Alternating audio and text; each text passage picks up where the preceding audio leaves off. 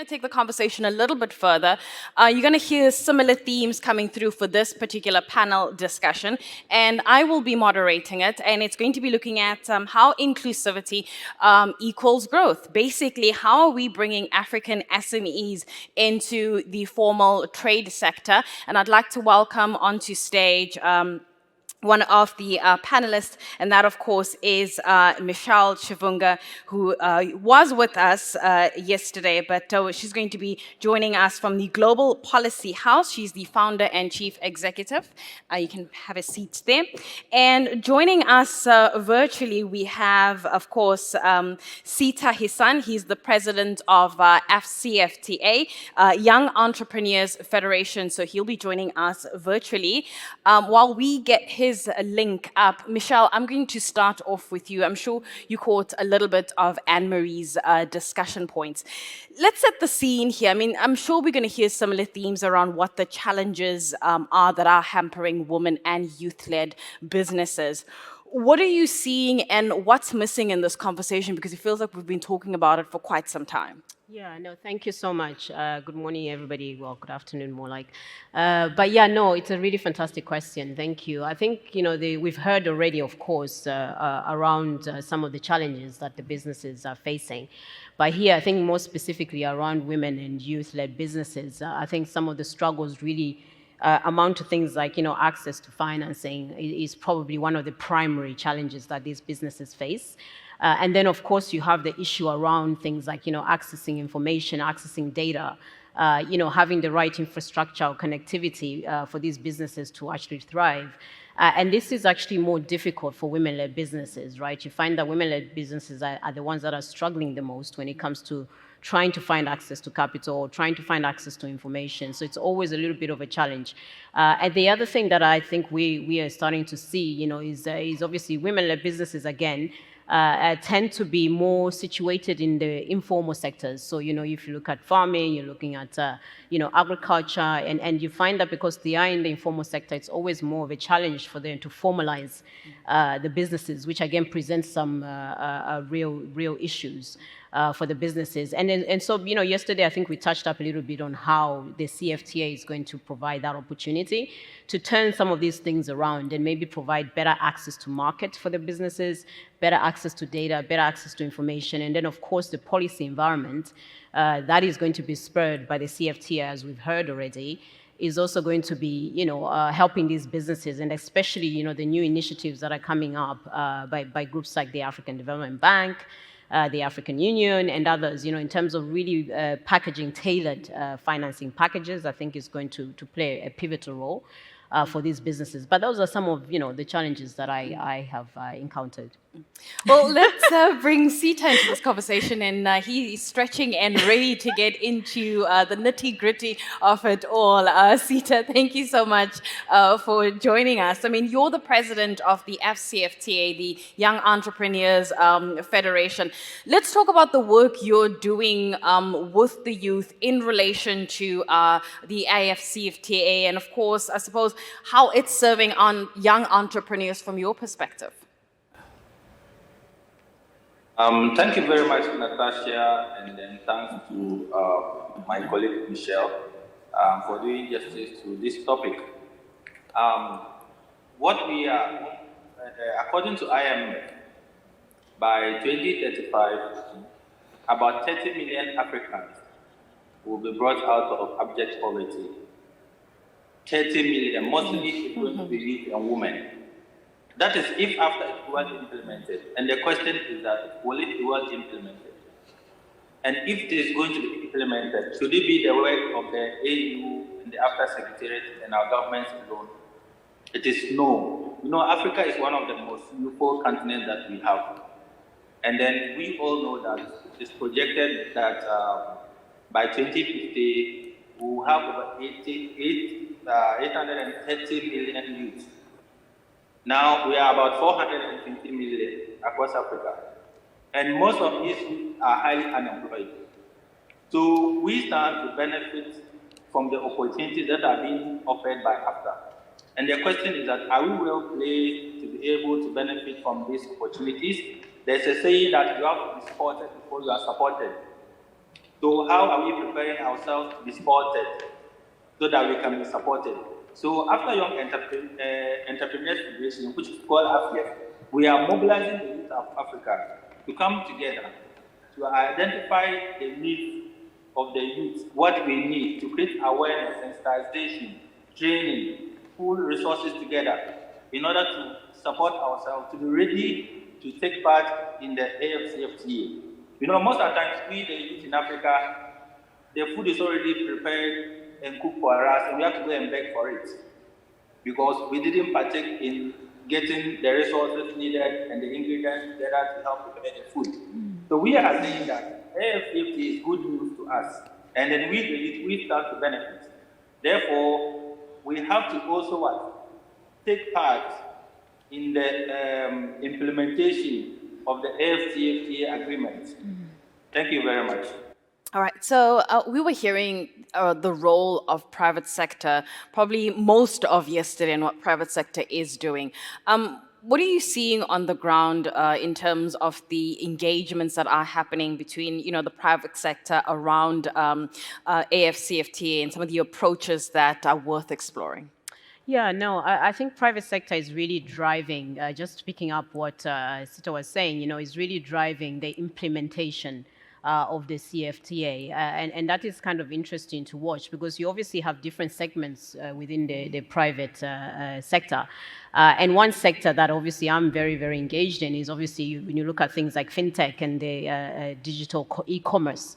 A sector has actually started to actually boom now because obviously, the challenges that we had with COVID and people shifting into the digitalization mode has actually spurred quite a lot of e-commerce businesses to spring up, which again is very, very interesting. And of course is driving, the kind of implementation that we've talked about around CFTA. So it's interesting to look at, different sectors. But one of the sectors that we're obviously wanting to see a lot more activity from is, when you start to think about agriculture, you start to think about manufacturing, those sectors really need a boost. And I think with CFTA, we're going to see a lot more activity.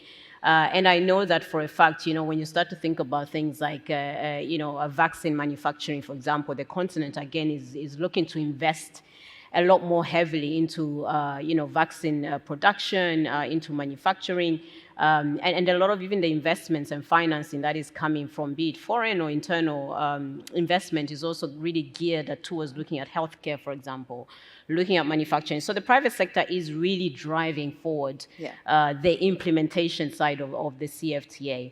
Now, the challenge I think also that we have is that, if we design the CFTA, so that it creates barriers, it really is kind of disadvantages for the businesses, because if businesses cannot interact within that policy framework, then we're really missing the trick. So it's very, very important, I think, as we set the new protocols, which is what is happening now with the African Union and others, the Secretariat, is that we want to make sure that we are also engaging with the private sector and actually, kind of consulting with the private sector and saying, okay, will this work? Will this not work?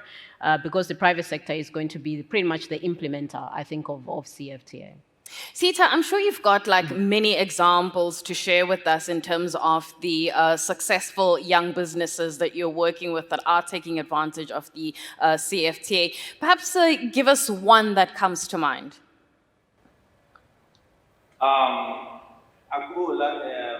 We call him Obi, the Flutterwave CEO and co-founder. The Flutterwave CEO and co-founder is now very wealthy. He's worth more than even banks in Nigeria currently with just IT. He just has a platform that is actually receiving partners from different parts of the globe and then giving it to the appropriate people, just that platform. And then now he's worth a lot of money. This is a very young guy in Nigeria doing marvelously well. As at now, even AfYEF, because of our reach across the continent and then beyond, we've had partnership with them, Flutterwaves, in order to help members to be able to pay their registration fee, contribute to certain projects that we want to undertake. So Flutterwaves is something that we are all looking up to, looking at supporting. And then they are also doing the work that AfCFTA just did recently when brought about this app system, the payment system. where monies will be received from one country. If you are buying goods from Nigeria, for example, from Ghana, then the money will be sent, and then we'll not be trading in dollars, we'll be trading in local currencies, which is very commendable. So they're also doing a whole lot of work trying to streamline movement of funds. Trade cannot happen without movement of funds from one person to the other. So I will go for the Flutterwave CEO and co-founder, Bobby. Thank you. Michelle, perhaps you can give us some, examples or maybe elaborate some of the ways that I suppose Global Policy House is working in alleviating some of the challenges that you mentioned. One, perhaps even being access to finance. What has been your experience? Yeah, no, I think for us, we've got kind of three buckets really on how we're addressing and contributing. I think one of the core areas that we've been focusing in is obviously looking at things like, education and training, especially around the digital asset marketplace, where you're looking at the digital economy as a whole. So we offer kind of training around blockchain or AI, and we really make our training a little bit tailored. So for us, we have very specific programs, for example, to support women to start to learn about actually, what is blockchain, what is the difference between blockchain and cryptocurrency, what is the difference between how can you utilize or leverage the digital economy to actually create opportunities for yourself as women. So we do focus quite heavily around that. Then the second bucket is very much around the investment side, where we leverage our own networks of, high net worth individuals or investors that are actually interested in investing in particular businesses on the continent. So we obviously have pipeline that comes to us, and we support that pipeline to access capital as well as a company. And then finally, we're really, really quite big around looking at the policy environment. So we work quite heavily with the big multilateral institutions. We work, with the development institutions, the African Union, the main engines, the UN, the World Bank, and we're all kind of collaborating with them to actually look at, okay, what about the policy environment? And for us as a company, which is a global company, our focus, of course, is very much primarily Africa and other emerging markets, but we also take, context within the global marketplace to say, okay, how can we create businesses that are competitive globally, right? Businesses that will thrive, yes, on the continent, but how can we also help support them to become a lot more competitive globally? So we spent quite a lot of time doing that. We've just launched two initiatives where we want to train 10 million women, in data and blockchain, and we're working with quite a few big companies within the fintech ecosystem with us, as well as the multilateral institutions that I mentioned, including like the Commonwealth and others, to try and reach, that target market. And then the second initiative that we are looking at is we've also invested quite heavily in looking at digital currencies, so central bank digital currencies, working with central banks, particularly in Africa. So we have pretty much kind of led that initiative to really look at, okay, how does monetary policy, how is the changes in monetary policy going to impact small and medium enterprises, women-led businesses? How can we design central bank digital currencies that actually fit for purpose and help to mitigate against some of the challenges I talked about, especially for SMEs. So that's an area that we are really focused on for the next kind of 5 years or so. Siita, one of the nice aspects about conversations like this is that as much as we are driving conversation, you also want conversation to be action-orientated. And I can imagine that people who are probably in this room or those who are watching us virtually want to know, how do I become part of your federation as, the AfCFTA Youth Federation? And also, how do I perhaps even partner with you to be able to make that kind of impact on the ground for other young entrepreneurs and women as well? Thank you very much for the opportunity. At AfYEF, what we are asking the African youth to do is that let's come together. Our website is www.afyef.org. If you Google about us, we want the youth in Africa and those who are interested in developing Africa and those interested in AfCFTA to see that they always say that the youth, we are the future leaders, but I think that the youth, we are actually the leaders, not the future leaders, because this is the future. Because they keep telling us that we should wait for the future, And the question is that, when is the future? At what age will we be in the future? So I believe that it's time for us to lead. And by leading means, let's mobilize ourselves together. We are trying to build a database of young entrepreneurs across the whole of Africa from all the 55 AU nations. We are partnering with the All African Student Union, the Pan-African Youth Union, in order to achieve this objective. We are partnering with organizations and other stakeholders that are interested in successful implementation of AfCFTA. And what we are just asking that they should register and join us, be our member. Now, we are also building a platform called AfLink. AfLink is basically to link all young entrepreneurs across Africa because we believe that we can create a community of our own, doing business among ourselves, helping the borderless trade systems instead of relying on, Africa, most of us rely mostly on our governments because the government are the leading employers. So we believe that, and if you look at advanced countries, it's actually the private sector that is actually the engine of growth. So we keep asking our government, how are you helping the private sector to survive and thrive on its own and be the engine of growth? And I think that at AfCFTA, that is what we are actually advocating for. They should ensure that the private sector is able to work seamlessly. You see, the SMEs that we have, they have to be coordinated together, and it's a means of bringing the SMEs together across Africa, so that they can easily access the financing my predecessors are going to discuss. Because if you are fragmented, it's very difficult to get support. And then most of these institutions need data. I think I've spoken with EcoBank, I spoke with the Stanbic Bank, that is the Standard Bank. And then all they're asking for is that, Siita, we need the data of the youth that we have in Africa. Right. And I also told them that, see, to build data comes with cost. So we need all hands on deck so that we can have the data and work with the youth across Africa. Thank you. So no questions at the moment.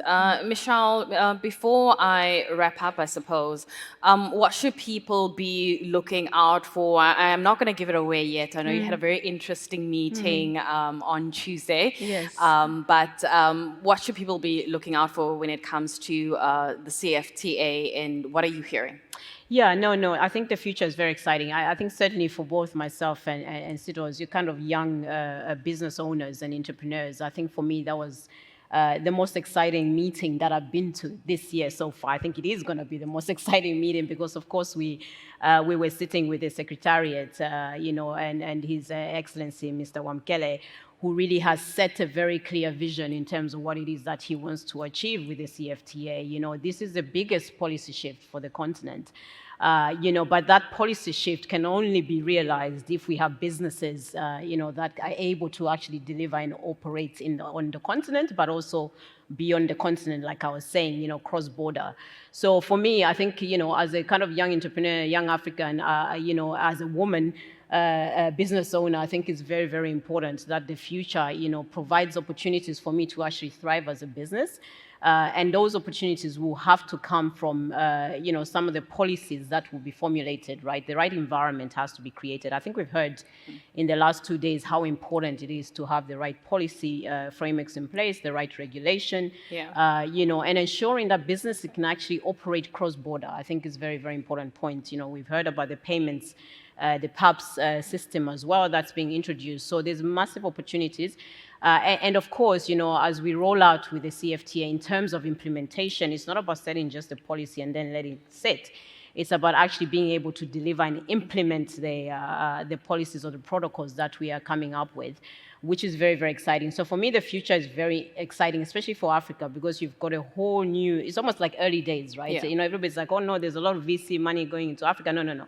This is just the start, So this stuff you're hearing about a Flutterwave raising X, this is literally just the start, So you can imagine in the next couple of years, the transformation, I think, is what we're going to see, the overall structural transformation, more kind of activity happening on the continent, manufacturing as more and more businesses are thriving on the continent. So very, very bright future, I think. Of course, we have to also be cautious that most countries have come off from COVID and are looking at recovery and rebuilding. And we have to, like as Siita said, we all hands on deck to make sure that we can get countries moving and recovering and rebuilding.